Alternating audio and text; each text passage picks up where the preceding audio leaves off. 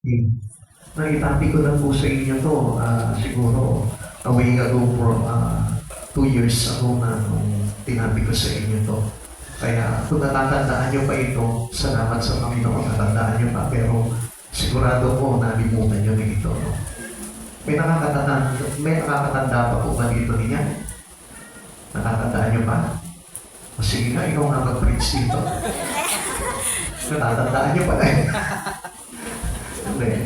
Malamang ko nakalimutan nyo na. Yung last week nata, nakalimutan nyo na eh. Sige, anong topic natin last week? Last Wednesday. Oh. Oh, tignan nyo na. Nagbubuklat pa kayo ng mga ano nyo. Madadaya kayo eh. Yung sa church, about sa church po. About sa church. O, syempre, nasa church tayo eh. Kaya naman maging about sa palengke mo. Ha? Yung... Ha? I will... Yeah, I will build my church. Nagtayo ka na ba ng church mo? Ha? Kailangan matayo na po tayo ng church po natin. What do I mean here? Ibig sabihin, dapat nag-aakayin na tayo. Diba? Kung paano tayo itinatag ng Diyos bilang kanyang iglesia, bilang kanyang templo, dapat tayo rin po magtatag tayo ng templo, ng church, ng iglesia. Para mapabilang po sa paghahari ng Diyos. Kaya lang, kailan pa po ba natin gagawin yun? Marahil po, pag wala na tayo sa Lord. Marahil, pagkagunaw na ang mundo, tsaka na po tayo susunod. Lagi po natin tatandaan, lahat ng naligtas ay nagliligtas. Amen! Yung simple lamang po yun. Talaga ng Kristiyano po talaga nag-aakay yan. Hindi ka pwede na hindi ka mag-aakay kasi yun po yung pinaka-bunga ng ating kaligtasan eh. Kaya kapag sabi ko nga po sa inyo, if we still not experiencing the salvation from God, hindi po talaga natin ibabahagi po talaga sa iba yun. Ano yung ibabahagi mo? Wala. Diba? Sabi nga natin, siyempre, paano tutulong sa iba? Eh ako nga, mahirap ako. Diba? Ano sinasabi natin? Kung mayaman lang ako, tutulong ako sa iba. So, gano'n din po tayo. Ibig sabihin nun, kapag hindi po tayo nagsasave, di ba tayo nasave? Kapag hindi pa po tayo nagsishare pagdating sa ibang tao, ibig sabihin yan, hindi pa po tayo nabahagian ng kayamanan mula kay Kristo. Kaya mahalaga po yun dahil may kinalaman din po yun sa ating direction and destination. Amen. Sa dakong patatunguhan po natin. Amen. Amen. Kaya ugaliin po natin yun. Hindi po reason po din mahirap mag-akay, Pastor. Sus, yung Lord mo, hindi ba nahirapan sa'yo? Di ba nahirapan din naman ang Lord sa'yo, no? Dami mo tangin, no? Ba, ang sasabihin mo, nagtataba ako eh. May trabaho ako eh. Nag-aaral ako, may exam kami. Ang dami mo ang dahilan nun eh. E buti nga yung kapitbahay na inaakay mo, ano lang sabi sa'yo? Ha? Ayoko kay Lord. Okay, magkakain po tayo. Para sa ganun po, maging tatak po natin yan. Mark of a Christian is solving it. Amen! Kailangan po yan. Okay? Direction and destination. Ano po ba ibig sabihin nito? Kailangan po tayo lahat, alam po natin yung ating dako kung saan tayo tutungo. Para sa ganun, magkaroon tayo ng assurance na talagang hindi tayo magugulat, hindi tayo masusurprise pagdating ng araw na ay, bakit ganito? Hindi naman pala ako napunta sa langit. Bakit ganito? Iba yung nakatungo ako. Mahalaga po na alam po natin yun sa ngayon pala. Kaya tayo po mga Kristiyano, if we have an assurance about our direction and destination, we do the things that we can push us into these things, di ba? Yun yung magtutulak sa atin para doon sa lugar na yun na ating tutunguhan. Kaya papansinin po natin, kung ano yung mga bagay na ginagawa mo ngayon, yun yung destinasyon natin na pupuntahan. Amen. Kaya, kung hindi po tayo halimbawa gumagawa pagdating sa kalwalatian ng Panginoon, hindi po talaga tayo doon mapupunta. Kaya sabi ng Biblia, lay up your treasure, maging po kayo ng kayamanan sa langit. Kaya tayo pinag-iimpok ng Lord ng kayamanan sa langit. Kasi kung gusto talaga ng Lord, doon tayo mapunta. Kasi kung dito lamang po tayo mag-iimpok ng kayamanan po natin, dito lang tayo magpapayaman, for sure, wala po kinalaman po sa langit. Yung kaya ang gusto ng Panginoon po sa atin talaga, yung ating maging destination is Ano ba ito? Is the fruit of what we done right now. Amen. Kung ano yung ginagawa natin ngayon. Kaya, yun po yung mahalaga po ngayon. Okay? Two important questions must be considered. Ano po ba itong dalawang katanungan na ito? What shall I do with my life? Ano bang gagawin ko sa buhay ko ito? Ikaw, alam mo na ba kung anong gagawin mo sa buhay mo? And where will I go after life is past? Pagkatapos itong buhay ko ito, saan ako? So, yun po yung dalawang tanong na mahalaga sa buhay ng isang bawat Kristiyano na kumikilala sa Panginoon. Ano ba yung dapat ko nang gawin ngayon? At saan ba ako pupunta o saan ba ako mapupunta pagkatapos ng buhay ko sa mundong ito? Nakitanong mo na ba sa sarili mo yung bagay na yan?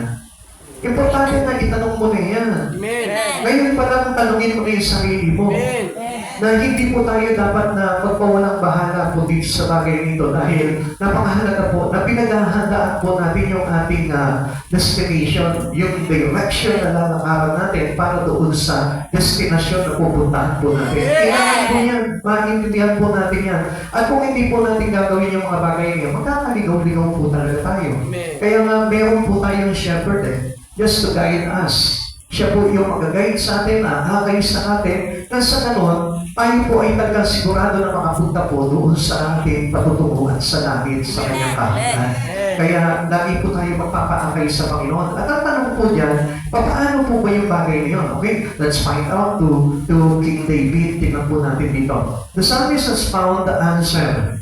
Ang sagot po dito sa dalawang tanong na ito po yung pinakihayag po sa atin ni Haring David. His Lord would guide him through his life. Sabi po nung kanina pinasa natin, ang Diyos ang gabay ko at tagapag-aakay.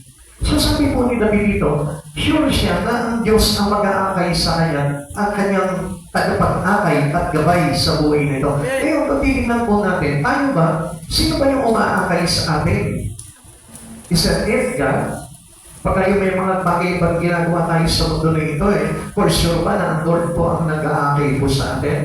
Ano ba sabi po ni David dito? Afterward, he would be received to glory. Ang sabi niya nga, tatanggapin ako sa kanyang kaluwalhatian.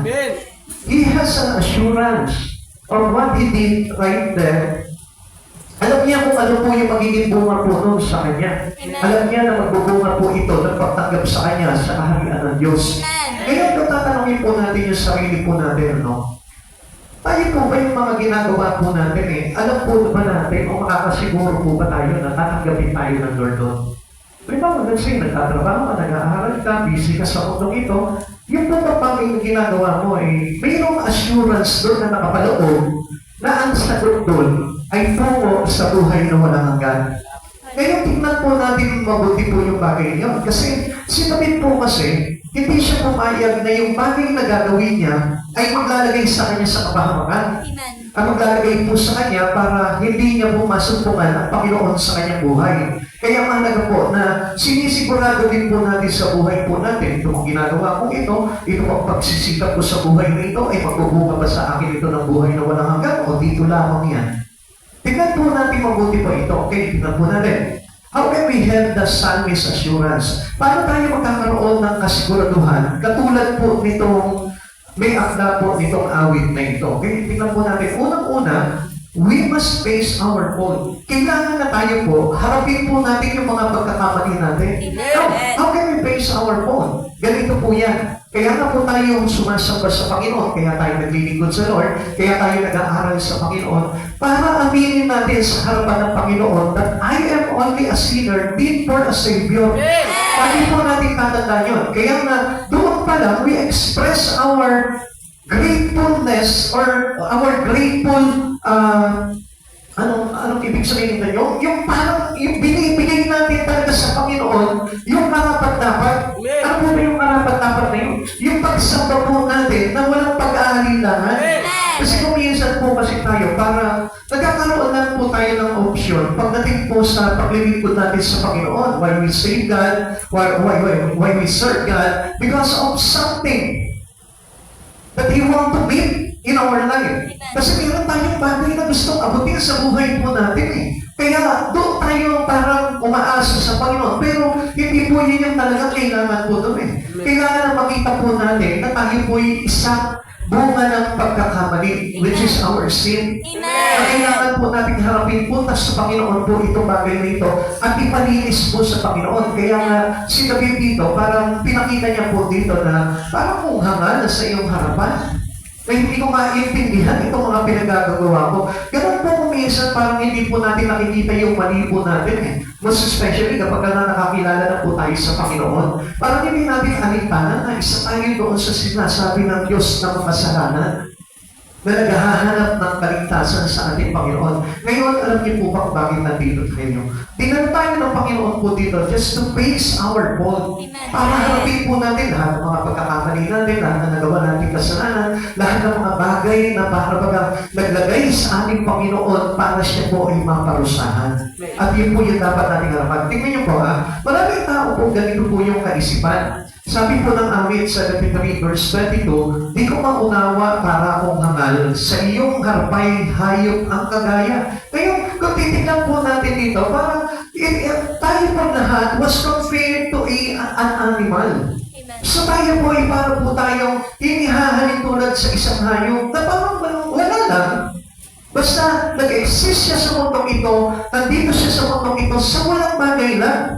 Ibig sabihin, hanggang doon na lang, parang hindi niya alam kung ano mali ba yung ginagawa niya, hindi niya alam kung tama ba yung direction niya. Parang ganun lamang po yung kaisipan natin. Pero tayo po is more than an animal.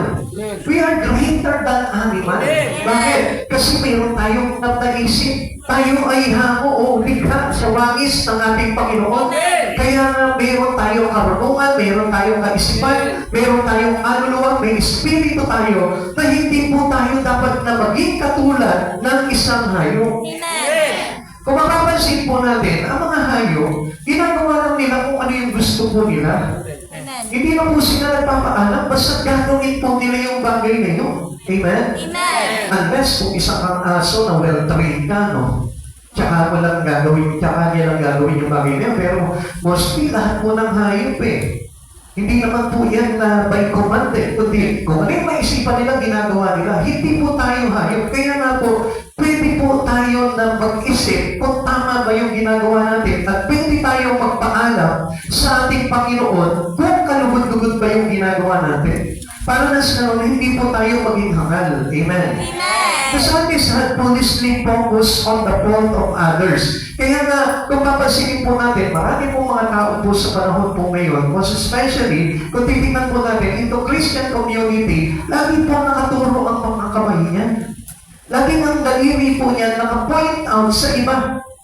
Ganon po yan, dahil sa kanya, may ako nagkaganito, dahil sa kanya, ganito po palagi ako. Katulad po ni Adan, noong mag-asala po sila, ano pong reklamo niya po dito kay Yahweh? Sabi niya, kasi po, yung binigay niyo po sa aking babae, inalok niya rin po ako nitong pagkain na ito, nitong bunga na ito, kaya ako nagkasala rin. So, sa mga tawid, dapat na tayo rin po, hindi tayo kumbaga, we are blame our fault to others. We cannot blame others with our fault. Kailangan pag nagkamali ka, tanggapin mo yung pagkakamali mo. Hindi yung kumbaga, ituturo natin sa iba. We must face our fault before the Lord. Kasi hindi tayo papatawarin ng Panginoon at hindi ito magbubunga po sa atin ng assurance para tayo maligtas. Kung halimbawa, turo ka ng turo, kaya ako nagkaganito dahil sa ganyan. Kaya ako nagkaganito dahil kay ganyan. Kaya ako nalulong sa bisyo dahil sa ganyan. Kaya ako natuto na kasamaan dahil sa ganyan. Then, we have our own thoughts. Mayroon tayong kaisipan. Meron tayong karunungan na kung saan binigay sa atin ng Panginoon para pag-isipan po natin yung mga bagay na ginagawa po natin. Kaya kung hindi po natin makikita yung sarili nating pagkakamali, hindi po talaga tayo tatanggapin ng Panginoon. Kaya marami pong hindi nakakapag-repent sa Lord, it is because they didn't find out that He was a sinner before His Master. Sa harapan ng Panginoon, parang nakikita niya, wala naman akong mali. Okay naman to. Yung pamumuhay po natin dito from the past na hindi pa natin nakikilala ang Panginoon until now, tayo po ay namumuhay pa rin sa mali. Amen. Kaya nga, lagi po tayo pinapaalalahanan at ginagabayan ng ating Panginoon sa pamamagitan ng kanyang salita para yung mga mali po natin ay maituwid po natin kaya tayo lumalapit sa ating Panginoon. He had envied the prosperity of the wicked. Ito po may akda na ito, siya po mismo ipinakita niya po dito na yung kanyang bagay na kinaiingitan, hindi po yun sa mga mabubuti, kundi po doon sa mga makasalanan. Parang ano po yung sinabi po dito sa verse 12, kung titignan po natin, ang sabi niya po doon sa verse 12 na yun, okay, sabi po dito, basahin po natin, ang mga masamay nito ay ang kapara, di na kinukulang, ay naghahanap pa. So, kung parang tayo nga po, di ba? Parang hindi po natin nakita, we are more than blessed na eh. Amen. Yung mga kilala tayo sa Panginoon, blessed na po tayo. We have a blissful life already with the Lord kasi kilala na natin ang Diyos. Ngayon, ang problema po dito, parang hindi pa po tayo masiyahan. Kaya nga, hindi natin makita ngayon yung bagay na pagkakamali natin dahil ang ginagawa natin, patuloy pa rin po tayo nagugugol ng buhay po natin sa mga bagay na hindi magdudulot po sa atin ng buhay na walang hanggan. We keep on looking for unvalued things rather than looking for the what God has given to you much on Him. Now, kung mapapansin po natin dito, maraming bagay tayo na tinitignan lang po natin yung mga unvalued things eh. Yung mga bagay na wala naman pong kinalaman sa kaligtasan po natin. Yung po yung higit na para baga pinapahalagahan natin sa buhay natin. Tapos, yung mga bagay sa Lord ay parang, pag nandyan lang yan, okay, nandyan lang yan. Pag nandyan ako sa church, okay, magbibigyan po ng pansin yan. Hindi po ganun ang kailangan po natin. Most especially, tayo po lahat ay tumanggap ng Espiritu, meaning, tayo po ay mayroong Espiritu ng ating Panginoon na nagsasabi na sa atin. Amen. Na kung ano yung mga bagay na dapat natin gawin po sa buhay po natin. He pays up to His own sin. Hinaharap po dapat natin yung ating kasalanan. No, every one of us got sin. Tayo po lahat nagkasala tayo. Kanina lang, naging kasalanan ka ng ginawa eh. Kanina lang, meron ka nabigkas na hindi maganda eh. Kanina lang, merong inisip na hindi maganda. Kanina lang, meron ka mga bagay na hindi ka lugod-lugod sa harapan ng Panginoon. Kaya nga kung hindi natin alam yung bagay na yun, syempre, ano gagawin mo? Ipagmamakapunin mo yung sarili mo, ipagkakasinungaling mo yung mga bagay na ginagawa mo mali, na hindi mo nalalaman na ipinupuntos na sa atin ng Panginoon at pagdating ng araw, doon tayo hahatulan. Kaya nga mga kapatid sa Panginoon, alam nyo, yung mga tao na hindi marunong umamin ng kasalanan sa harapan ng Panginoon, pagdating ng araw, yan po yung hatol na mangyayari sa atin. We cannot have the assurance of salvation to God kung hindi po natin talaga aaminin sa harapan ng Panginoon yung mga bagay na mali sa buhay po natin. Kaya na tayo naglilingkod sa Panginoon just to teach us and to learn about these things to be humble before the Lord. Ang isang taong humble po, marunong pong umamin niya sa pagkakasala niya. Kahit na nakakaya yung ginawa niya, kaya niyang aminin yun sa harapan ng Panginoon dahil is willing to take this or to grab this opportunity having the assurance of salvation.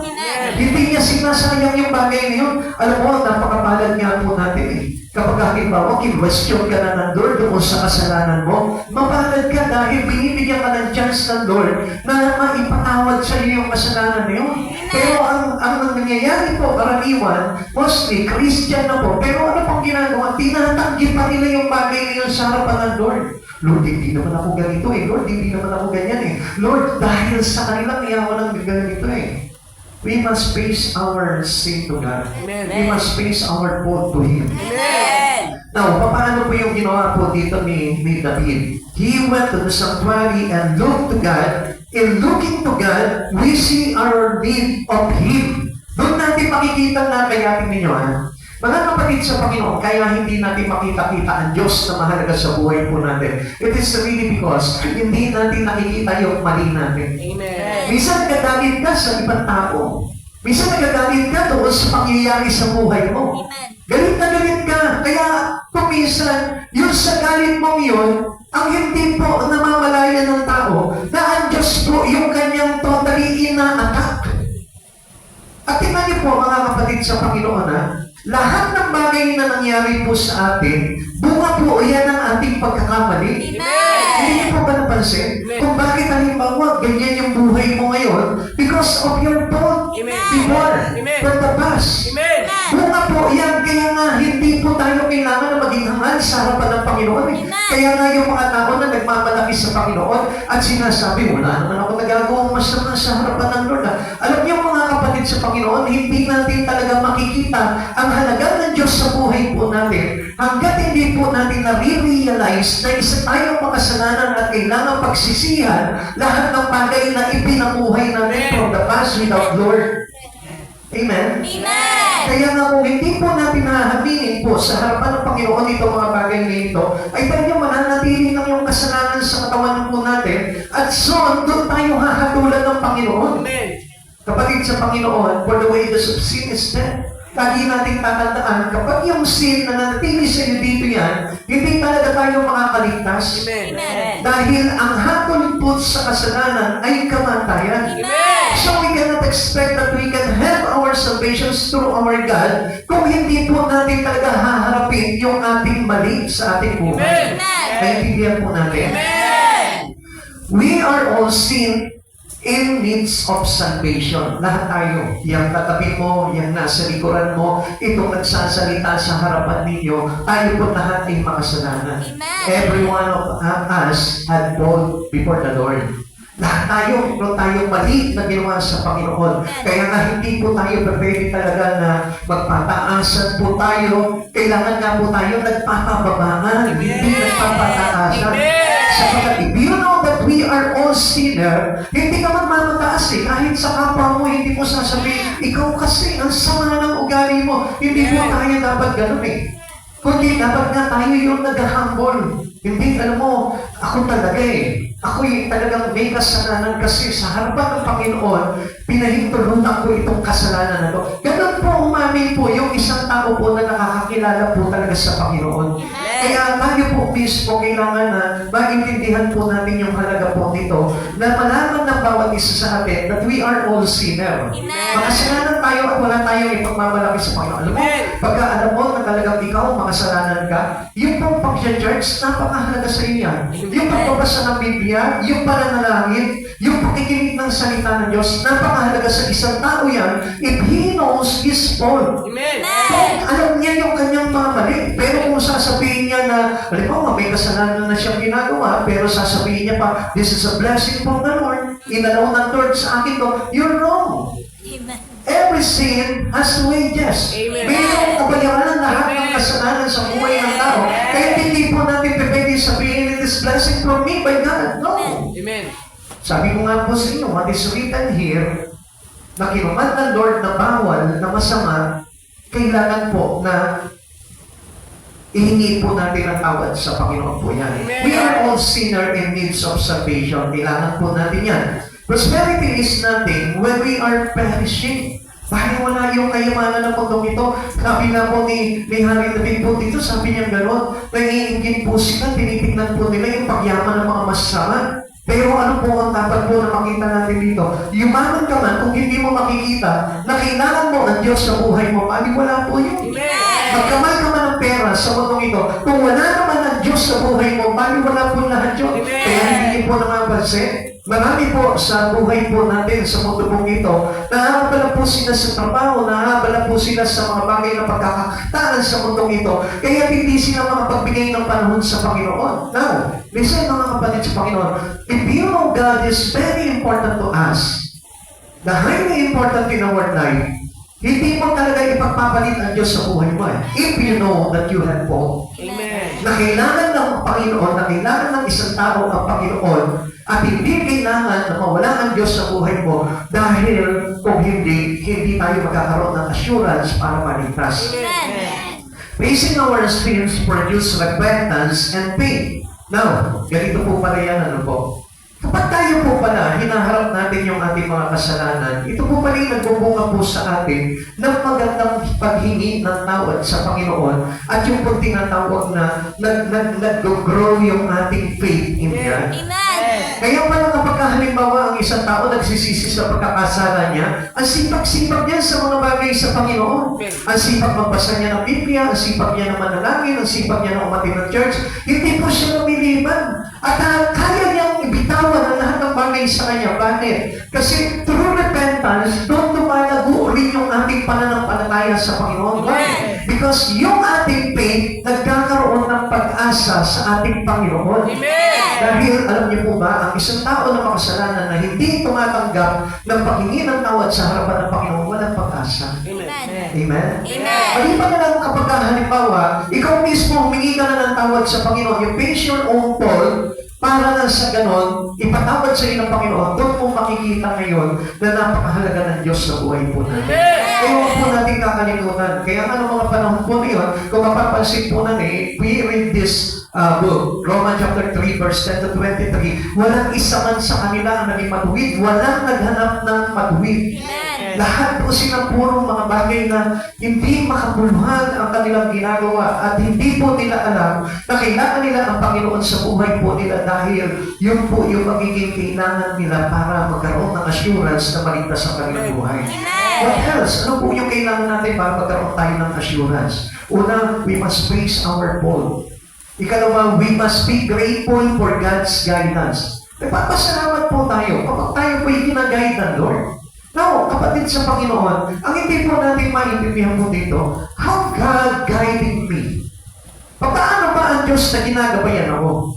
Siguro yung iba, no, sinasabi nila, ang Diyos lagi lang yan, nakabantay sa akin yan, iniingatan ako yan, pinoprotektuhan ako yan. Kapatid sa Panginoon, we lose our guidance. Amen. We lose the guidance of God on us kung hindi natin alam itong bagay na ito. Amen. Okay, basahin po muna natin po ito. Sinabi po sa awit 73 verse 23 to 24. Listen, pakinggan niyo po mabuti po ito para nasa ganun hindi po tayo kung bakit parang sigurado sa isipan natin na tayo po itagap may guidance ng Lord. Ngayon pa may sinasamahan mo ako sa aking paglakad ay inaakay mo. Ang mga payo mo'y umaakay sa akin, marangal na ako'y inyong tatanggapin. Ano yung umakay sa kanya? The counsel of God. So meaning, it is the word of God. Amen. Now, a Christian without the word, there is no guidance. Intindihan po natin? Kaya nga sa pagkakakala natin, na nandiyan lamang palagi ang patnubay ng Diyos sa buhay ko, mali ka po doon. If you won't listen to the words of God, if you won't give importance to the word of God, I tell you, the guidance is lost. Hindi po tayo mapapatubayan ng Diyos kung wala tayong alam sa salita ng Diyos. Kaya nga po pala tayo dinadala palagi ng Diyos sa kanyang templo para tayo turuan at makapakinig ng salita ng Diyos na sa ganon, doon sa pagkakataon na yun, ang Diyos magabayan tayo. Listen to this, people of God. If we always accept the counsel of God in us, dito po natin masisigurado yung pag-iingat palagi sa inyong Panginoon. Dito natin masisigurado na yung dakong nilalakaran natin ay patungo sa destinasyon na kung saan tinatawag na buhay na walang hanggan. It is the words of God. Where does the truth came from? Doon po sa salita ng Diyos. Kaya nga, He is the life, He is the way, the truth, and the life. Kaya kung mapapansin po natin, saan po nagmula lahat yun? Sa salita ng ating Panginoon, kay Heso Kristo po mismo.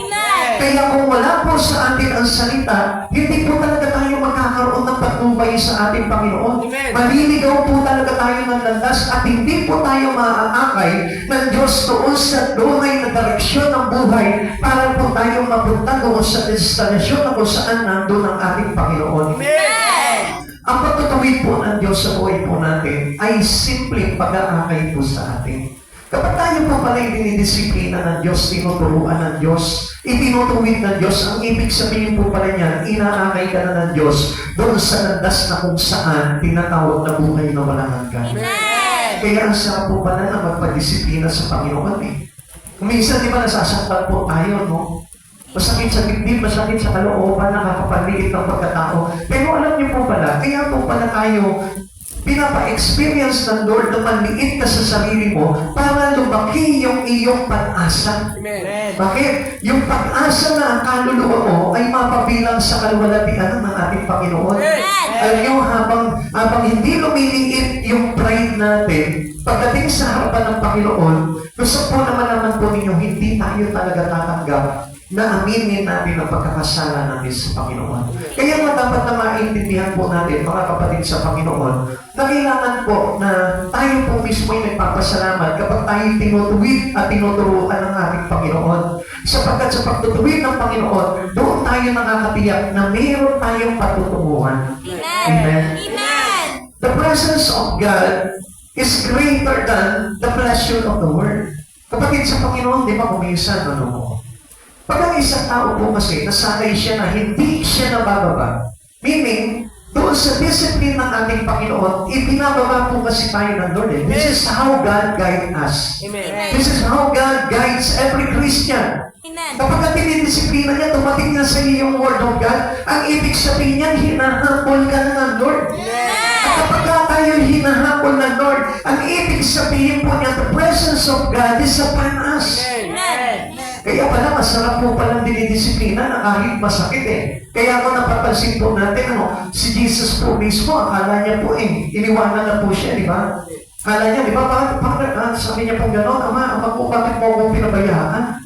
Pero ang totoo po niyan, alam po ni Jesus po, yung hindi siya pinabayaan ng Lord. Amen. Upon chastening, or sabihin po natin, sa mga pinagdaraanan po na yun, alam niya that the presence of God is really there. Amen. Nandun yung kapangyarihan ng Lord. Nandun yung presensya ng Lord. Na kapag tayo po pala dinidisiplina ng Lord, ang ibig sabihin po niya, binababaan tayo ng presence ng Lord. The counsel of God is our guidance. Lagi natin tatandaan na kapag ka pala ikaw ay pinagsasabihan ng Diyos, tinutawid ka ng salita ng Diyos, ang ibig sabihin po pala niya, bumababa sa iyo yung presensya ng Lord at inaakay ka sa katwiran niya. Those who trust in Christ are never alone. Expect that God is always with us. Upon accepting the discipline of God, upon accepting the counsel of God, pag tayo po'y nagtitiwala sa pagtuturo ng Panginoon sa buhay po natin, we can never alone. We cannot be alone in our life. Amen. Kasama natin palagi ang Diyos. Kaya alam nyo, ang isang tao po talaga ng puno-puno ng pagpapakumbaba, pagdating po sa pagtuturo ng ating Panginoon, siya yung taong laging kasama ng Diyos. Amen. Pansinin mo ang tao na mapagpakumbaba, siya po yung may Diyos sa puso. Pansinin mo yung tao na nagpapaturo, pagdating sa pagdidisiplina ng Panginoon, siya yung mayroong presensya ng Diyos. Pansinin mo yung taong tumatanggap ng pagtutuwid at pagiging totoo sa kanya ng Panginoon. Pansinin mo, siya yung mayroong presensya ng ating Panginoon. Kaya doon mo makikita talaga na mayroong ang tao na presensya na kasama ng Diyos sa kanyang buhay. Amen. I am continually with thee, thou hast holden me by my right hand. Ano sabi niya po dito? Ako'y inaakay niya at tinutulungan. So, verse 23, kung papasin po natin dito, ano sabi po dito? Gayon pa may laging kasama mo ako sa aking paglakad ay inaakay mo. Now, mga kapatid sa Panginoon, kanina sabi natin, let us face our fault. Pag inarap natin yung ating kasalanan, now, ano po mangyayari po sa ating yon? Ibig sabihin po dito, this is how we thank God in our life. Dito tayo matututong magpasalamat sa Panginoon. This is how we learn to thank God. This is how we be grateful to God.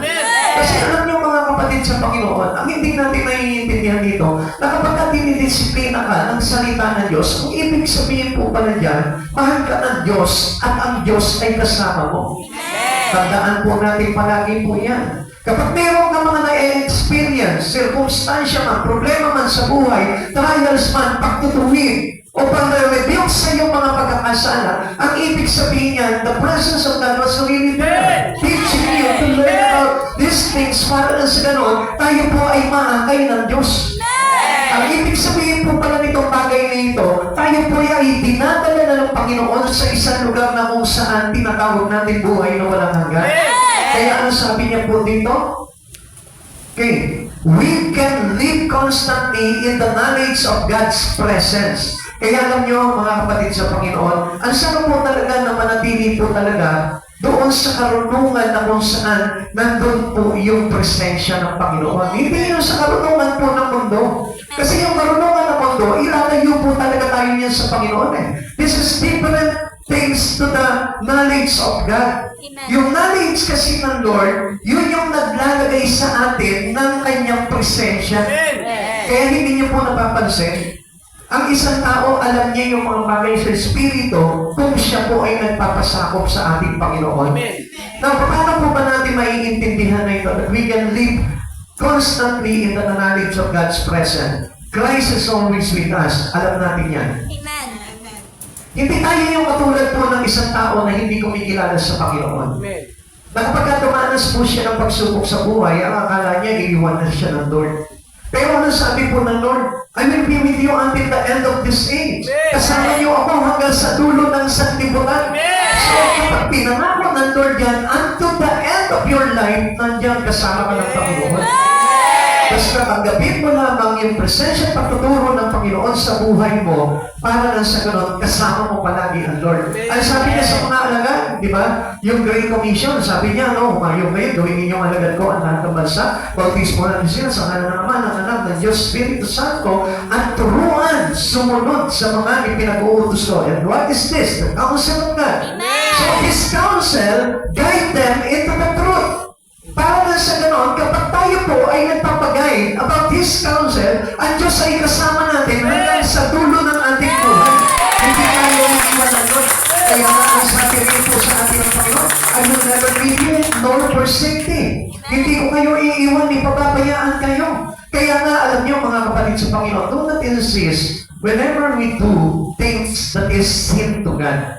Huwag natin ipipilit yung bagay na yun. Dapat nga, i-repent palagi natin, Lord, masama ito, Lord. Mali ito, Lord. At hindi ko kailangan ginagawa ito, Lord.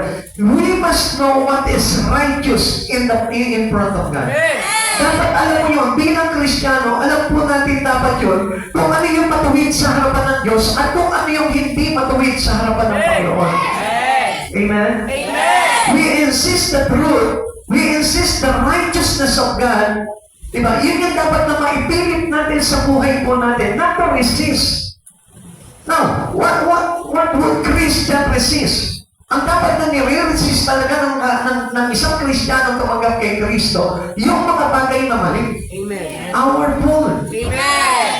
At hindi po natin pinaninindigan sa buhay po natin yung Lord else, hindi talaga tayo sasamahan ng Panginoon. Amen. Mas especially, we are already Christian. Tayo po lahat ay mananampalataya ng ating Panginoon. At dapat po na tayo po ay nagkakaisa sa katwiran ng Diyos at hindi sa kalikuan.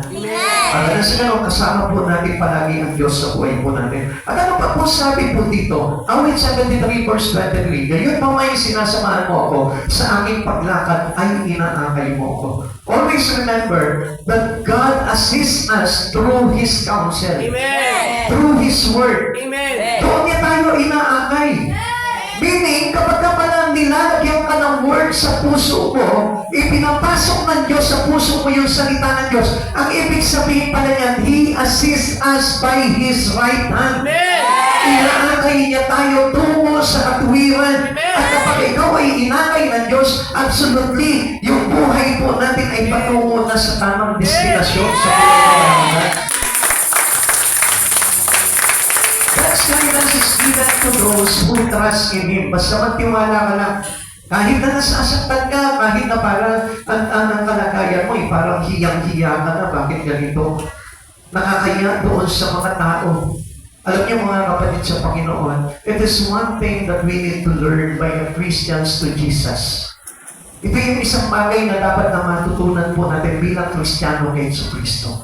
Natatandaan niyo, nung si Jesus po ay nakapako na sa krus, nakabayubay siya, alam niyo po bang wala siyang saplot? Hubad na hubad yung katawan niya. So meaning, pinaya po siya dito. He was being great mocked. Amen. Grabe yung kanya, yung pag-i-insulto sa kanya. Grabe yung pang-alipusta sa kanya. Talagang, yung kapanalan niya talaga, ay talagang minurakan talaga. Now, alam niyo po ba kung anong tinuturo sa atin dyan ng Diyos? Ang itinuturo sa atin ng Panginoon po yan, kaya po siya, ginalaw niya talaga ng mahubaran siya, it is really because He wants us to be naked to our sin.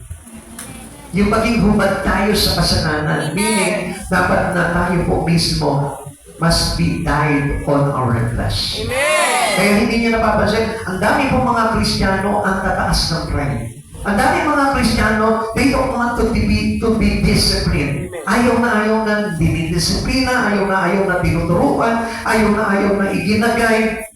Ayaw nila na pinapakilaman yung kanilang buhay. Always remember that God's intervention is very important. Napakahalaga sa buhay ng bawat isa po sa atin ito. Dahil kapag hindi ka pinakilaman ng Diyos, ang ibig sabihin niya, you are a hopeless thing. Wala ka ng saysay, wala ka ng kwenta. Kaya ang sarap nga na kapag tinuturuan tayo ng Lord Ang sarap nga na kapag tayo po sa Christian, dumarating sa atin yung mga trials, dumarating sa atin yung mga pagsubok. Alam niyo po ba, ang sarap ang ibig sabihin niyan, may pagtuturo sa iyo, Lord. Alam niyo po ba kapag sometimes nagsasuffer po tayo in our Christian life, ang ibig sabihin po niyan is God's chastening. So meaning, tayo po yung inaakay pala ng Diyos sa matuwid. Tinuturuan niya ng katuwiran, tinuturuan niya ng mabuti, tinuturuan niya na lumakad at magtiwala kay Heso Kristo. The guidance of God determines the directions of our lives. Kaya nga, kapag tayo po ay dumadanas sa mga ganung bagay, ang ibig sabihin niyan, God has guidance. Amen. Nandun yung ating patnubay ng Diyos para po tayo ay ituro niya sa tamang lugar. Amen. Amen. Awit 73:24, ang mga payo mo'y umakay sa akin, marangal na ako'y iyong tatanggapin. Ano sabi niya po dito? He has assurance. Amen. Natatanggapin siya ng Diyos. Mayroon siyang kasiguraduhan. Natatanggapin siya ng Diyos. Bakit niya sasabi na mayroon siyang kasiguraduhan na natatanggapin siya ng Diyos? Kasi tinanggap niya yung payo ng Lord.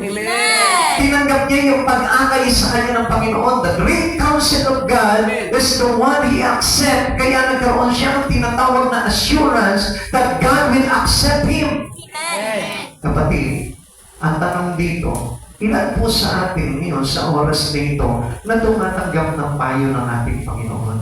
Ilan po sa atin dito yung tumatanggap ng pagtutuwid, pagpapalo ng Diyos sa buhay mo?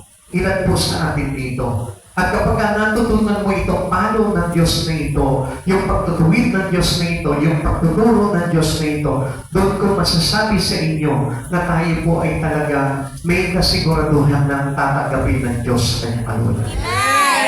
Kaya natanggap lang ng tanggap. Everything in our life that is need to learn to God, we must accept it. Amen. Ganun po yung pagtanggap natin sa ating Panginoon. At number 3, we must grasp the guarantee of glory. Kailangan na tayo po mismo sunggaban natin itong bagay na ito dahil ito yung katiyakan na tayo po ay mapapabilang sa kaluwalhatian ng Diyos. Alam niyo mga kapatid sa Panginoon, maraming Kristiyano hindi sinusunggaban ito Pinagpapaliban pa nga nila madalas itong bagay na ito. Marami nga na nagsasabi, ayoko muna maglingkod sa Panginoon, ayoko muna magpaturo sa Panginoon, hindi pa ready ang aking puso. Alam niyo mga kapatid sa Panginoon, hindi pinagpapaliban ito. Amen. Kasi yung mga bagay na ito ay napakahalaga sapagkat hindi po natin alam kung ang buhay po natin ay hanggang kailan. Amen. At dapat po natin na malaman na all things shall pass. Lahat ng bagay ay mawawala. Kaya huwag mo sabihin na malakas ka, bata ka pa, at mahaba pa yung panahon mo sa mundong ito. Okay, sige, mahaba pa ang panahon mo, pero kung halimbawa ang mundo ay hanggang bukas na lang, what will you do?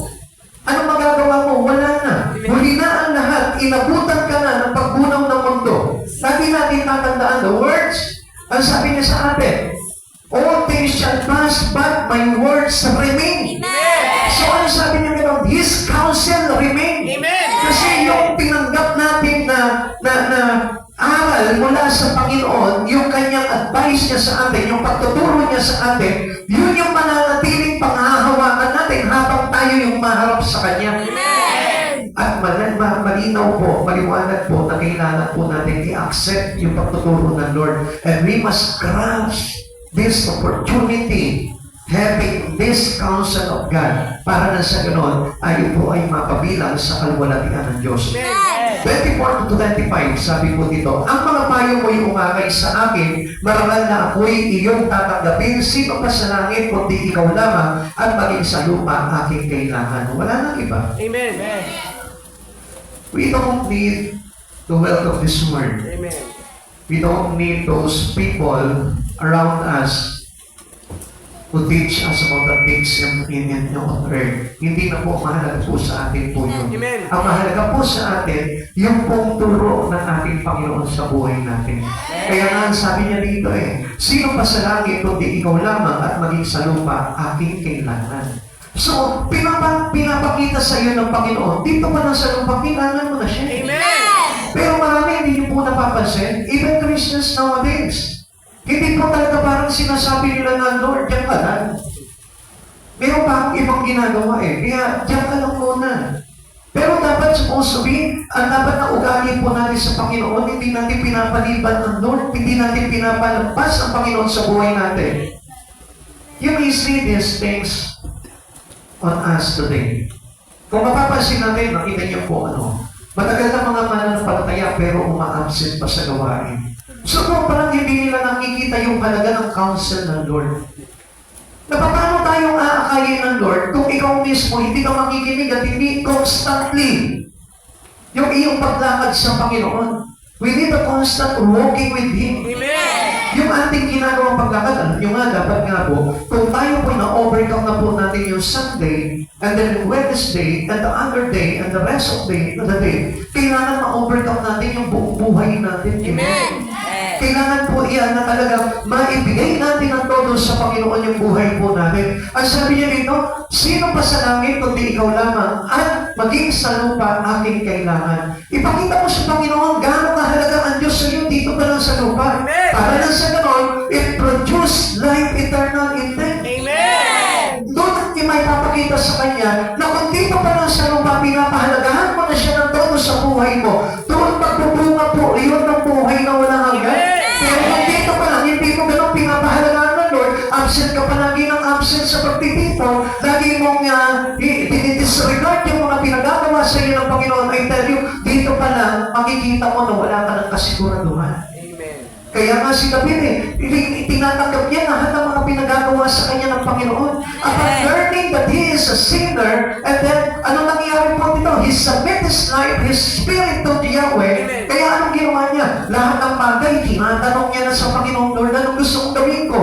Lord, anong bagay na makalulugod sa iyo? Kaya lahat ng bagay na makalulugod sa Panginoon, yun yung ginagawa niya, pinapahalagahan niya, bawat pangyayari sa buhay niya kay Yahweh. Kaya hindi niyo napapansin, yung mga sa Old Testament, kapag halimbawa may mga bagay sila na achieve sa Panginoon, gumagawa sila ng altar, pinagpapasalamat nila sa Panginoon. Nowadays, alam niyo, pinagpalaman ng Lord, pero nakakalimutan mo ang Lord. Sa kanila, kung mapapansin nyo, si Jacob, lahat ng mga dinadaanan ni Jacob, natatayo po siya ng dagpanan. Amen. Bilang pagpapasalamat sa ating Panginoon. Samantalang tayo, ang dami natin mga naging achievement sa buhay, ang dami natin mga naging blessing, ang dami natin mga naging masayang panahon sa buhay natin, pero nakalimutan natin ang Diyos sa buhay po natin. Kaya nga po, ang Panginoon dapat po niyan ginagawa. Sinusugaban natin bawat pagkakataon na ibinibigay sa atin ng Lord. Halimbawa, let's say, masaya ko ngayon. Pagpasalamat mo sa Lord yun. Pinagpala ka ngayon, pagpasalamat mo sa Panginoon yung bagay na yun. O ano ng bagay na maganda nangyari sa buhay mo, ipagpasalamat mo yun. Didisiplina ka ng Panginoon. Pagpasalamat mo sa Panginoon yun dahil yun pala yung alay sa iyo ng Lord patungo doon sa buhay na walang hanggan. Kaya nga, alam nyo, ito po si David, hindi niya po kinakalimutan po itong si Yahweh. Kahit na anong mangyari, hindi niya kinakalimutan po itong si Yahweh. Kaya nga, kung mapapansin po natin, po si David, di ba, kung magandog po talaga kay Yahweh. Grabe po talaga siya magandog kay Yahweh. Bakit? Kasi alam niya po talaga yung yung bagay na ibinigay sa kanya, pinroduce sa kanya ng Lord. Imagine that from a shepherd or a little boy, a shepherd of the flocks of his father, become the leader of the nation. Amen. Kapatid sa Panginoon, yung pa lang, hindi na matutumpasan po yun kay David. Amen. Kaya nga kahit na anong hingin sa kanya ng ating Panginoon, ibinibigay ni David. Even his life is willing to give to Yahweh. Kapatid, kung alam mo lamang kung anong ginawa sa iyo ng Panginoon, pinatawad ka sa kasalanan mo, dininis ka sa karumihan mo, kaya walang bagay na hindi natin kayang ibigay sa Panginoon. Amen. Yung araw mo, yung panahon mo, yung kayamanan mo, yung pagpapala mo, whatever you have in your life, hindi mo ibibigay sa Lord yung bagay na yan. Ganun po tayo magkaroon ng opportunity dahil alam natin po tayo makakasumpong ng assurance para magkaroon tayo ng buhay na walang hanggan. Kaya huwag po natin kakalimutan po yung hindi yung kung ibang bagay yung pinapahalagahan natin sa buhay po natin. Learn to give glory to our God. Amen. Ang isang Kristiyano, ugali niya na yung nagpaparangal palagi sa Panginoon. Yung binibigyan niya palagi yung kaluguran ng ating Panginoon. Yun po yung totoong Kristiyano. Yung hindi niya pinagdadaputan ng Diyos sa buhay niya dahil He got this opportunity na ibinibigay sa kanya ng Lord. Alam mo yung makarinig ka lang ng salita ng Panginoon, hindi mo ba alam na napakalaking biyaya na ng Diyos sa atin yan? Yung magkaroon ka ng Biblia, alam mo ba na napakalaking biyaya niya? Alam niyo, maraming Kristiyano na hindi nila tinatanggap na biyaya sa kanila ng Diyos to. Yung first time mo na makareceive ka ng Bible, alam mo ba na pagpapala ng Diyos yan? Why? Because God offered you His word of salvation. Kaya pala may Bible ako kasi inopera na pala ako ng Diyos ng kaligtasan. Yun ang ibig sabihin po nun. Kaya kung wala ka pang Bible, I tell you, mahalaga ang Biblia na meron ka. Dahil this is our personal salvation. Amen. Dito nakasalala yun. Kaya kung sasabihin na hindi mapalad ang buhay mo, kahit na walang pera ka, kung meron kang Biblia, I tell you, sapat na yun. Sapagkat ang Biblia, ang salita ng Diyos, ang maglalagay po sa atin, o maangay po sa atin sa buhay na walang hanggan. Nakita niyo nga po yung mga books ng mga bata, mga estudyante, ang mahal-mahal, binibili, idinadaos. Kami nga, pinangungutang pa po namin sa Shopee yun eh. Kahit mahal, ano? Ang liliit pa niya. Bakit? Mahalaga eh. Eh, wag mo itong Biblia. Ito yung source ng kaligtasan po natin. This is the way towards our eternal life. Pero bakit iingat lamang po yung bumibili nito? At ayaw nila mag-spend ng pera para po mag-invest dito sa Biblia. Come on. Isipin niyo po mabuti po yun. Gusto niyo pag-Biblia, piliin lang. Pero pag mga books ng inyong mga anak, gusto niyo bago. Ayaw niyo nang pinaglumaan na, ayaw niyo nang nagamit na. Yung kikilad nga, may binubura pa kami kasi gamit na eh. Kapatid sa Panginoon, mga kapatid, alam niyo po, dapat na makita niyo po yung katotohanan. Sinusunggaban yung bawat pagkakataon sa Panginoon dahil magbubunga sa atin yan ng kaligtasan. At dapat natin maintindihan yun. Dahil, ano po ito? Alam natin na kapag inopero ka ng Diyos ng salita niya, ang ibig sabihin niya, meron ka ng kasiguraduhan na tatanggapin ka niya sa kanyang kaluwalhatian. Amen. Kaya huwag mong itatago lang ang Biblia mo. Dapat binubuksan mo ang Biblia mo. Kung wala ka pang Biblia, mag-ipon ka, bumili ka ng Biblia, personal, bilhin mo, huwag mong hihingin.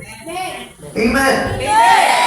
Alam niyo ba, sa China po noon, meron pong kwento yung about yung kay Heavenly Man. Alam niyo po sila, bawal po talaga sila magkaroon ng Bible. Kaya nangusap po sa kanya dahil sa sobrang desire po nito si Brother Kuhn na kung saan ay talagang desire niya magkaroon ng Bible. Nagpakita sa pangitain niya po ang Panginoon. At sinabi sa kanya kung saan siya makakakuha ng Biblia. Ngayon, ginrab niya yung opportunity na yun, nag-apply siya, pinuntahan niya yun, and he find out a Bible that is given to him. Now, kung mapapansin po natin, itong tao na ito, mahirap ito eh. Wala talaga siyang pambili. Kasi daling po talaga siya sa, nabasa niya na po ngayon, yung Heavenly Man. Kung mapapasa niyo po yung story niyo, very amazing po talaga. Hahanga po kayo. At masasabi niyo, ako hindi pa pala akong Kristiyano. Kung makikita niyo po, siya nga po, alam niyo, dahil wala po siyang Biblia, ang ginawa niya, kinabisado niya yung buong materyo. Amen. Kabisado niya. Amen? Kapatid sa Panginoon, tayo ayaw natin mag-effort. How can we grab this opportunity having eternal life? Kung tayo po mismo, di ba, pinakikinggan na nga lang natin yung salita ng Diyos, ayaw pa pakinggan. Ini-ignore pa natin yung salita ng Diyos. Pero ang hindi mo alam, pagdating ng araw, tatanungin ka ng Lord, tinanggap mo ba ang aking salita? Siyempre, isasagot mo sa Panginoon, yes Lord. No, alam ng Diyos kung tinanggap mo o hindi. Alam ng Diyos kung nandito sa puso mo o wala. Hindi tayo pwede makapagsinungaling sa Panginoon na halimbawa ngayon hindi tayo tumatanggap ng ating mga sala, hindi natin inaamin yung ating kasalanan. Pagdating ng araw, pagharap natin sa Panginoon kahit hindi ka umamin, nakikita ng Diyos. We are transparency to God. Amen. Nakikita ng Diyos ang naman ng puso at isipan po natin. Kaya nga alam niyo mga kapatid sa Panginoon, magpasalamat tayo sa Panginoon dahil alam natin that God will receive us into His glory. Ang sabi ulit dito, and afterward, receive me to glory. Tatanggapin mo ako sa iyong kalwalatian. The psalmist was sure heaven was ahead. Alam niya na itong mga kanyang ginagawa ngayon ay magbubungan ng buhay na walang hanggan. Ikaw, kapatid sa Panginoon, sa oras na ito, alam mo ba na iyong pakikinig ng salita ng Diyos ay magbubunga ng walang hanggan? Kung nakikinig ka sa oras na ito, tanongin mo nga yung katabi mo, kung nakikinig pa yan. Nakikinig ka ba? Wala na po, hindi na nakikinig yung iba. Sayang naman yung buhay na walang hanggan. Alam mo ba, kapag nakikinig ka ng salita ng Diyos, bukas na bukas po yung pintuan ng langit. Pero kapag halimbawa, binabaliwala mo lang yung salita ng Diyos, sumasabay yan para sa iyo. Tingnan mo yung katabi mo ngayon kung nakikinig yan. Pag hindi nakikinig yan, sabihin mo sa kanya, sarado pintuan ng langit sa iyo. Totoo po yan mga kapatid sa Panginoon. How can we go with the glory of God someday?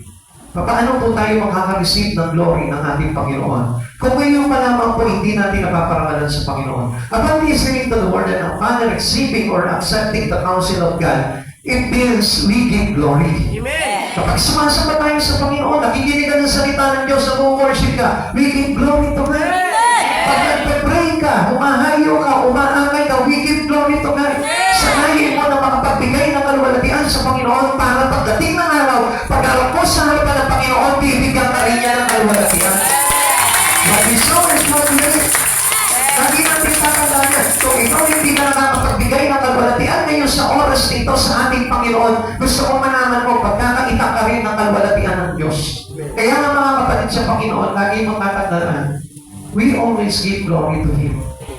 In everything we do, give glory to God. Amen. Lahat ng pasasalamat mo sa ating Panginoong Jesucristo, pinagpapala nga, balikan mo ng pagpapala ang Panginoon. We need to give glory to Him. Kailangan na maihandog palagi natin yung ating kaluluwa. Alam mo ba, kapatid sa Panginoon, isa, mahalaga po itong bagay dito. Sige, tignan niyo muna. Tignan niyo po itong bagay nito.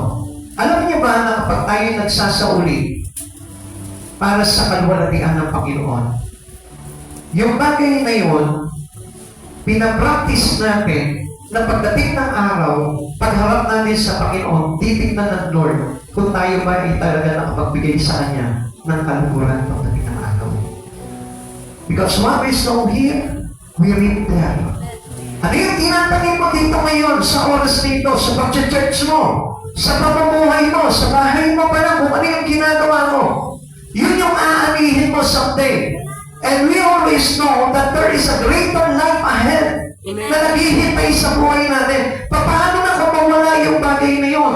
Dahil sa mga maling ginagawa po natin. Paano kung halimbawa dito pa lang hindi mo na napaparangalan ng Diyos sa buhay mo? Paano pa lang halimbawa sa pamumuhay mo sa araw-araw? Pagkagising mo sa umaga, kung hindi mo na napaparangalan ng Diyos sa buhay mo, paano kung hindi mo na siya naaalala pasalamatan palagi sa buhay mo? Kapag masaya ka, kapag may problema ka, nakakalimutan mo ng pasalamatan ng Lord. Kapag pinagpapala ka, kapag wala kang pagpapala, nakalimutan mo na magbigay ng glory sa Lord. Kaya nga whatever circumstances we have in life, we need to give glory to Him. Amen. Dahil bakit? Dahil alam natin na tatanggapin niya tayo sa kanyang kalwalatian. Kahit na sabihin mo masama yung kalagayan mo ngayon, kahit sabihin mo na mahirap ang kalagayan mo ngayon, we still need to give glory. Hindi na tayo tinetest ng Lord eh. Doon mahirap pagbigay ng parangal sa Lord. Doon sa punto ng buhay natin na tayo nahihirapan. Na doon sa kalagayan natin na tayo po ay nasa gibit na kalagayan. Mas mahirap ang magbigay ng papurit pagpaparangal sa Panginoon. Pero kapag naibigay mo naman yung parangal na yun, I tell you, aani ka ng parangal sa buhay na walang hanggan. At ito po yung pinaka-nakakalungkot sa mga Kristiyano. yung nasa maganda kang kalagayan, yung nasa pinagpapala ang buhay mo, pero hindi mo magawang pasalamatan ng Lord, hindi mo magawa na luwalatiin ng Diyos, hindi mo magawa na talagang i-glorify ng Diyos doon sa kalagayan mo yun. Yun yung pinaka-masakit na kalagayan ng ating kaluluwa. Amen. Isa mga kapatid sa Panginoon, kung papansinin po natin, nandun ka sa mahirap na kalagayan, nandun ka sa karamdaman, nandun ka sa kawalan, ang sarap magbigay ng pagpaparangal sa Lord sapagkat nagbubunga talaga ng gantimpala sa harapan ng ating Panginoon. Pero, yung nandun ka sa magandang kalagayan at hindi ka pa makapagbigay ng pagpupuri, pagpaparangal, at pagpabalik ng pasasalamat sa Panginoon, I tell you, yun yung pinakamasakit na mangyayari sa kaluluwa mo. Because always bear in your heart, put it into your mind, that what we sow here, we are in there. Ano yung tinatanim mo dito? Pinagdadaputan mo ang Diyos dito, pagdadaputan ka rin ng Diyos doon. Pinagpapala mo ang Diyos dito, pagpapalahi ka rin ng Diyos doon. Lagi mong tatandaan yan. Kahit na sabihin mo, may karamdaman ka, ginubuhay mo pa rin yung buhay mo sa Panginoon, I tell you, pagbubuhay yan, greater reward on every labor you have for the glory of God. Sabi sa sure heaven was ahead, mayroon pa paratingin na langit eh. Kaya nga, bagay wala na sa kanya, ano man yung bagay na nararanasan niya dito eh. Hindi niya pinagpapalit ang Diyos sa buhay niya. Nakita niyo nga po kung ano-ano lang yung mga bagay na na-experience po nito si David. Pero pinagpalit niya po ba ang Panginoon? Never. Hindi pumasok sa isipan niya na pagpalit si Yahweh. Samantalang tayo, nabigulang tayo into something. Wala pang kakwenta-kwenta yung kinabiguan natin. Pero ano, kinalimutan natin, tinalikuran natin ang Diyos sa buhay po natin, knowing paano ka magkakaroon nitong sinasabi ng psalmist dito na sure heaven was ahead. Sige kapatid sa Panginoon, pag-isipan mo mabuti sa oras nito. If you really have the Spirit of God, you will notice na napakahalaga nitong bagay na ito.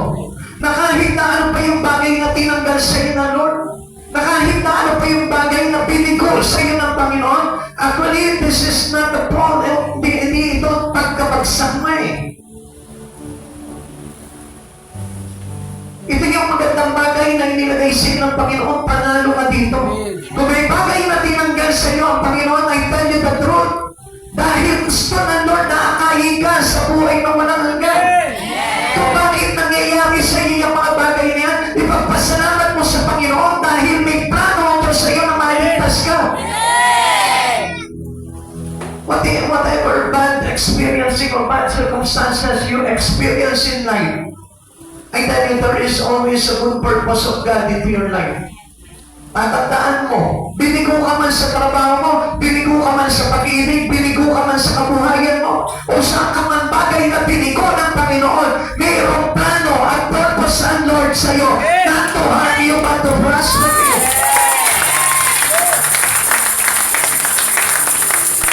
Minsan nagagalit tayo dahil ang hirap ng buhay natin.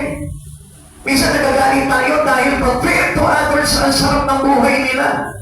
Di ba yung sinabi po dito ni David? Ano yung kanilang kinaiingitan? Yung pagyak ng mga masasama. Pero ang hindi nila nalalaman po dito, yun yung maglalagay sa kanila sa kapahamakan. Ikaw gusto maggayanin yung mga kabataan na malaya na hindi pinatawalan ng mga magulang, na kahit na makipag-boyfriend, na makipaglakuan siya kung saan-saan, tuwa-tuwa ka, yun ang kinaiingitan mo. Pero ang hindi mo alam, yun yung kasasapitan nilang kapahamakan na iniiwas sa iyo ng Lord sapagkat gusto niya na ikaw ay hindi mapahamak kundi magkaroon ng buhay na walang. Naiingit ka dahil ang daming pera ng kapitbahay mo, ay yaman ng kaibigan mo. Ang ganda ng kalagayan niya, nasa Amerika, nasa Australia, nasa Canada, ingit na ingit ka, ikaw nandito ka, nagtipinta ka lang ng isda. Na minsan sumasayday-sayday ka pa sa wala. Naiingit ka dahil gano'n ang kalagayan mo, pero ang hindi mo alam, ikaw yung binigyan ng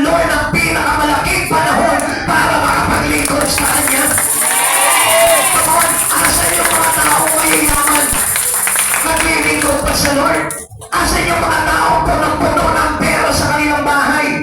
Naglilingkod pa sa Lord? Na hindi nila maisip na pagpalain ng Lord sa buhay nila. Asan yung mga kumikita ng maraming pera? Nakita niyo ba nagbigay ng pasasalamat sa Panginoon? Buti ka pa nga kahit wala kang pera. Binibless mo ang Lord. Hindi mo ba nakita yung mga bagay na yun? Yun yung kasiguraduhan na sinasabi niyo ng psalmist dito na was sure heaven was ahead for him. Amen. Mayroon na siyang inaasahan. Amen. Kung halimbawa nando ka sa pangit na pamumuhay mo ngayon pero nakikita mo nagpapatuloy ka sa Panginoon, hindi mo pinagpapalit ang Panginoon sa buhay mo, I tell you one thing, meron kang kasiguraduhan dito. Amen. Tandaan mo yan. What we saw here, we live there in heaven. Kaya tatandaan po natin lahat ng glory na itinatanim natin sa Panginoon dito. Aanihin natin yan sa buhay na walang hanggan. Kaya nga masarap magtanim at magbigay ng labor sa Panginoon dahil hindi masasayang lahat ng pagpapagal ng tao. Amen. Kapatid, nasasaktan ka sa oras na ito, pero nagpupuri naman yung kaluluwa mo sa Panginoon. Pagdating ng araw, makikita mo yung bunga niya. How great to know the best is yet to come. Yan ang pinakamaganda niyan. Na mayroong napakagandang bagay na naghihintay sa iyo pagdating ng araw. Kaya huwag niyo pagkakapangit ang Panginoon sa buhay ninyo. Na kahit na ano yung bagay na pinagpapagalan niyo sa mundo ito, pansarili niyo po, huwag niyong ipagpapalit yung pagpapagal niyo sa Panginoon. It is better to have labor in God rather than nothing. Kasi kung wala po tayong pagpapagal sa Panginoon, I tell you, wala tayong aasahang buhay na walang hanggan. Colossians chapter 1 verse 5, dahil sa pag-asang kapatan ninyo, ang mga inihanda para sa inyo roon sa langit, nalalaman ninyo ang tungkol sa inaasahan ninyong ito, na ang salita ng katotohanan ang mabuting balita. It is God's counsel. It is His Word. At kapag pinahawakan natin yung salita ng Diyos sa buhay po natin, at inilaban po natin ito sa buhay po natin, I tell you one thing, sigurado ka na sa kaharian ng Diyos. Kapatid, lagi niyong tatandaan, God is full of counsel. God is full of His Word. At hindi po makukulang ang Panginoon sa pagpapaalala sa atin. At lagi mong tatandaan, every time that we praise God in our life, lagi po yung salita niya ang ibinibigay niya sa iyo.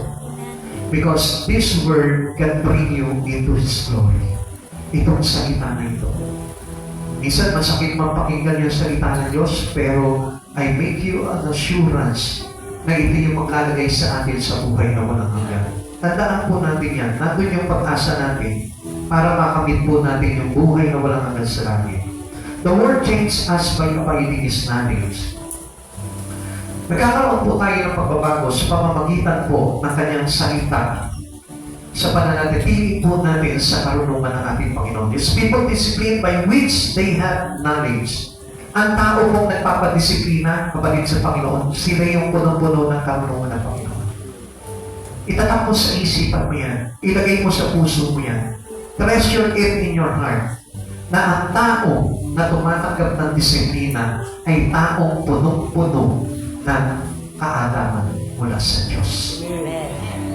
Kapatid sa Panginoon, ang isang tao na marunong pagdating sa ating Panginoon, siya yung tumatanggap ng salita ng ating Panginoon, knowing that this word of discipline that coming from God will guide him into eternity. Amen? Amen. Kawikaan chapter 1 verse 23. Ang payo mo ay pakinggan nyo at digin ang aming saway, sasayin nyo ang diwa ko at ang aming kaalaman. Pagka pinakinggan mo yung mga payo ng Panginoon, yung mga disiplina ng Panginoon, makikita mo, someday, sino ba yung makakapasok doon sa kaharian ng Diyos? Yung full of knowledge of Him. Full of knowledge of God. The knowledge of the Word. Hindi yung karunungan ng mundo, kundi yung karunungan ng ating Panginoon. At yun yung salita ng Diyos. And the knowledge of God, which means our Christ Jesus. Siya yung yung nagbigay sa atin ng lahat ng karunungan. Amen. Kung natatandaan po natin, He is the one who teach us. Kaya nga po siya nagkaroon ng earthly ministry. It is because He want people to learn about the words of God. Tinuruan niya tayo at pinuno niya tayo ng espiritu ng karunungan mula sa Kanya. Dahil without that knowledge, we cannot have the assurance to be with Him in His kingdom. Tandaan po natin yan, without the words of God, kung wala ka pa salita ng Diyos ngayon sa oras na ito, bumili ka na ng Biblia. Basahin mo ito araw-gabi, dili-diliin mo ito, at makikita mo, giginawa at magtatagumpay sa buhay na walang hanggan. Tayo po natin kung si tayo. We can experience the Lord direction and destination every day. Christ's knowledge give us direction and destination.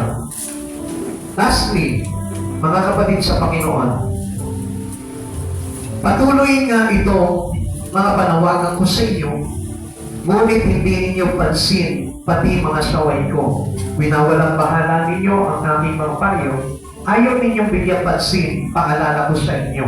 Dahil dito, kayo'y aking tatawanan kapag kayo'y napahamak na santak sa kaguluhan. Ulitin ko po sa inyo, mga kapatid sa Panginoon. For us having this conviction, for them who reject the words of God, for them who reject the counsel of God, tignan niyo po ang mangyayari pagdating ng araw. Patuloy nga itong mga panawagan ko sa inyo, ngunit hindi ninyo pansin, pati mga saway ko. Winalang bahala ninyo ang aking mga payo, ayaw ninyong bigyan pansin, paalala ko sa inyo, dahil dito, kayo'y aking tatawanan kapag kayo'y napahamak na santak sa kaguluhan. Kapatid sa Panginoon, all we need is to accept the guidance of God. All we need is to accept the counsel of God. All we need is to accept what God was putting into our heart. Kapatid sa Panginoon, tanggapin mo ang lahat sa Panginoon. Masakit man o hindi, masarap man o hindi, mahirap man o madali, tanggapin mo yung pagtutuwid ng Panginoon sa buhay natin. Because this is how a Christian have an assurance to be in Him, in His kingdom. Kaya sa oras dito, kapatid sa Panginoon, wala mang ibang gagawin kundi pag-isipan kung ano yung mga bagay na dapat mong gawin. Try to think about the things that we need to do as a Christian in our daily lives. Ano dapat mong gawin ngayon sa buhay mo? Saan kaya patungo ang buhay mo pagkatapos nito? Isipin mo mabuti, ulit-ulitin mo. Para lang sa ganun pa, siguro mo. Kung maglalagay sa iyo sa buhay ng walang hanggan, marami pinagbawalang bahana itong mga bagay na ito. Marami para bagang kumpiyansa siya sa sarili niya na mabuting tao siya, religyoso siya. Without the words of God, we cannot achieve the highest praise in heaven with the Lord. Kapatid sa Panginoon, tandaan mo, ang buhay mo ay nakasanalay sa payo at aral ng ating Panginoon. At kung hindi natin tatanggapin itong bagay na ito, tayo rin ang mawawalan pagdating ng araw. Huwag mong ipagpapalit ang Panginoon kahit sa anong bagay. Mahalaga yung ating pagpili sa Panginoon sapagkat yung pagtupay ng Panginoon without a person, the guidance of God, we miss our destination in heaven. Kapatid, itong oras na ito, dinidirekta ng Panginoon yung iyong patutunguhan. Isipin mo kung saan magagaling itong direksyon na ito. Isipin mo kung paano mangyayari sa buhay mo ang makapasok sa kaharian ng ating Panginoon. It is important to notice na kaya na po tayo nilalagyan ng karunungan ng Panginoon for us know these things. For us, everyone Christian who believe in Christ Jesus should enter the kingdom of heaven. Kapatid, gusto ng Diyos na makapasok ka sa kanyang kaharian. Gusto ng Diyos na magkamit ka ng tagumpay sa buhay na walang hanggan. Huwag mo nalilimitahan ng Diyos sa buhay mo. Ibigay mo pa rin sa Kanya ang nararapat. Ibigay mo pa rin sa Kanya ang paborit pagsama ng karangalan.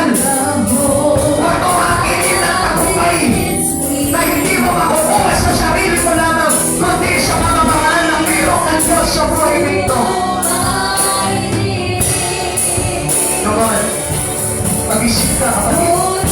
Pag-isipan mo yung mga alok ng Diyos sa iyo ngayon. Inaalok ka ng isang bagay na pagdating ng araw, kapag hindi mo tinanggap, pagsisisihan mong ganap. Inaalok ka ng Diyos na ito ngayon sa oras na ito ng kaligtasan. Huwag mo tatanggihan ng Diyos. Pilitin mo that you will receive this counsel of God. Pilitin mo na tanggapin ang lahat ng ino-offer sa iyo ng Lord.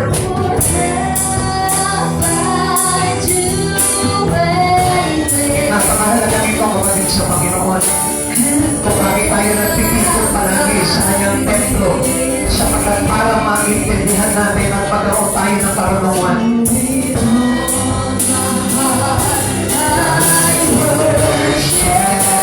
First, the Lord our God. Bigyan mo siya ng papuri. Bigyan mo siya ng luwalhati. Hallelujah! Luwalhati ka po.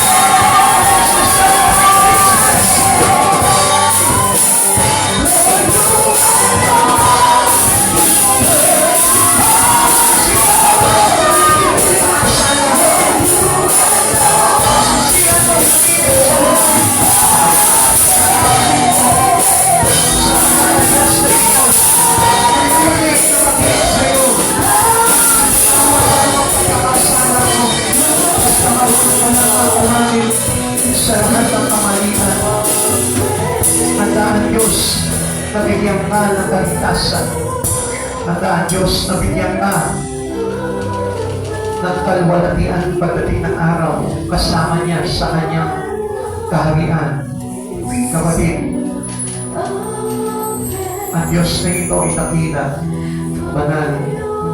Ang Diyos na ito ay kakaiba. At dapat lamang na mapaglaanan ng ating kaluluwa. Sapagkat kulang pa ang 1,000 buhay para maihandog sa Kanya. Kulang pa ang lahat ng kayamanan may pinagkakait ng tao sa mundong ito para bigyan siya ng karangalan. Kulang pa ang lahat pagsamasamahin man ang lahat ng mga bagay sa mundong ito para lamang maluwalhati siya. Sapat na yung oras na ito na isa puso mo ang pasasalamat mo sa Kanya, pagpupuri, pagsamba, paglilingkod. Ganap ngayon para ipakita mo sa Kanya na deserve niya lahat ng bagay, lahat ng may bibigay ng tao ay dapat maihandog sa Kanya. Kapatid, isipin mo mabuti. Ano bang bagay na hahalaga pa sa Panginoon? Wala na. Wala nang ibang pa. Even yung buhay natin, walang halaga compared to the given life of Jesus to us. Kaya isipin mo sa oras nito, anong bagay na maikakait natin sa Panginoon? Wala. Kaya nga kahit na masaktan ka, maghirap ka, kahit na anong mangyari sa buhay mo, kulang pa yan para itumbas natin sa karangalan na ibinigay sa atin ng Panginoon. Kapatid sa Panginoon, let us face our all. Aminin mo sa harapan ng Panginoon ano man yung sala mo. Aminin mo sa Panginoon ano man yung mga pagkukulang mo. Aminin mo sa Panginoon kung ano man yung mga bagay na pagsalansan mo sa Kanya. Aminin mo sa Kanya. At nakikinig siya sa oras na ito. Pagsisihan mo ito at hihingi ng tawad sa Panginoon. At Diyos, willing na magparaya, willing na magpatawad, at kailanman hindi bingi ang Diyos sa mga dalangin na mga nananalig sa Kanya. At sa oras nito, kapatid, pasalamatan mo siya ng buong puso, buong kaluluwa. Sabihin mo sa Kanya, Lord, walang ibang bagay na mahalaga sa akin kundi ikaw lamang. Aanin ko ang yaman ng sanlibutan, Panginoon, kung ang kapalit naman ito ay ang aking kaluluwa at hindi kita makakasama sa buhay ng walang hanggan. Walang saysay ang lahat ng ito, Lord. Panginoon Jesus, turuan mo kami, Panginoon, na magsasamba sa iyo. Turuan mo kami na magpagbigay ng parangal sa iyo, Panginoon. Panginoon, sabi mo, Lord, ang lahat ay magpupuri, ang lahat ay yuyubo, at magsasabing, ikaw ang Diyos at Panginoon, magpakailanman sa aming buhay. Tayo po natin manalangin sa Lord. Ang maraming Diyos, maraming salamat po sa biyaya, Panginoon, ng pagtutuwid, pagtuturo, upang sa ganun madagdagan ang aming kaalaman at makita namin ang kahalagahan mo, Panginoon, sa aming buhay. Panginoon, inaamin namin ang aming lahat ng pagkakasala. Natawarin mo po kami lahat, O Lord. Kung kami may nagkamali, Panginoon, huwag mo sana napapanagutin ang iyong mga anak, O Lord. At bigyan mo po kami ng pagkakataon, Panginoon, na mabago ito, Lord. Sapagkat batid mo ang aming mga puso, Panginoon, na nais namin iluhog sa iyo, Panginoon. Lahat ng aming mga kasalanan, Panginoon, nais namin mabago ito, O Lord. At nagmuran ng tuluyan, O God, upang mapabilang kami, Panginoon, sa iyong kaluwalhatian pagdating ng araw at masiguro namin, Panginoon, na kami papapasukin mo sa buhay na walang hanggan. Panginoong Jesus, maraming salamat po sa karunungan na ito, Lord. And through your counsel, O God, that guides us, O God, upang makalakad kami tungo sa direksyon ng aming buhay na patungo sa kaluwalhatian mo. Maraming salamat po, Panginoon. Thank you for guiding us, O God. Maraming salamat sa pagtuturo, pagtutuwid. Maraming salamat sa iyong salita. At higit sa lahat, Panginoon, pagpalain mo po, Panginoon, ang buhay ng bawat isa, O God. Lord, palaguin mo pa po kami, Panginoon, sa Espiritu, O God. At hayaan mo lumalim pa ang aming ugnayan sa iyo. At makita namin, Panginoon, na higit sa lahat, ang kahalagahan mo sa bawat isa amin, Panginoon, at hindi ang mga bagay sa mundong ito, God. Maraming salamat po sa iyo, Panginoong Jesus. Muli po, O Lord, pagpalain mo ang lahat ng simpleng ligat o maapaw na pagpapala. Pagpalain mo ng kagalingan, Panginoon. Pagpalain mo ng kasaganahan, kapayapaan, kagalakan sa buhay nito at sa buhay na walang hanggan. Salamat, Panginoong Jesus, sa iyong tabi ng kapurihan. Sa iyo po namin ibinabalik ang kapurihan at karangalan. Sa pangalan mo po lamang in Jesus' name. Amen and amen. God bless you.